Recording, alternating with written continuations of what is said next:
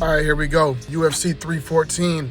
Let's go. Here in Miami on location, going to the fights tomorrow. Very excited. One more sleep. Get these picks in. For the main event, Volk versus Lopes. If you watch my full prediction on YouTube, this is actually going to be one of the few times I'm actually switching my pick throughout the week. Picked Lopes by knockout. I'm switching to Volk. In that prediction, I said that there's almost no scenarios where I could ever see Lopes beating Volkanovski by decision. This may sound insulting. I think Volkanovski is the perfect point decision fighter. I don't think we'll ever see Volk lose a decision at 145 unless he stays around when he's super washed.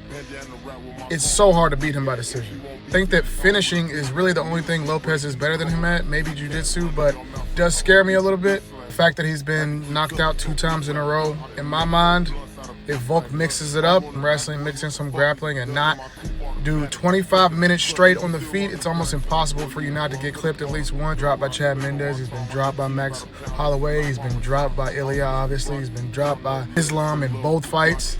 Mix it up, and I'm going Volk by decision. Main event, Paddy versus Michael Chandler. Now, these are 2 guys that I probably would never tune into an interview for, but I would never miss their fights. No matter what the talk is, no matter what the matchup is, I think Chandler's always going to do Chandler, and it's going to turn into a brawl, and he's going to get wild, and he's going to throw all fight IQ out the window.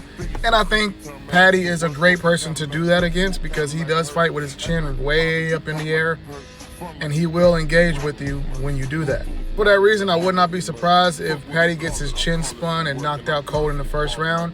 But I think Chandler's going to go crazy. He's going to clip Paddy. He's going to hurt Paddy. He's going to be going for the finish. He's going to be, you know, he likes to borderline cheat, borderline get too wild, borderline get too reckless. And I think Paddy catches him in a submission. As he gets a little bit too wild, a little bit too reckless, Paddy catches him in a submission. Give me Paddy to Baddy by second round submission. My freebie, I did the full main card on my official prediction video on YouTube. Make sure y'all watch that. But despite the controversy, despite the beef, despite the crazy things he's saying, I'm going Bryce Mitchell, bro.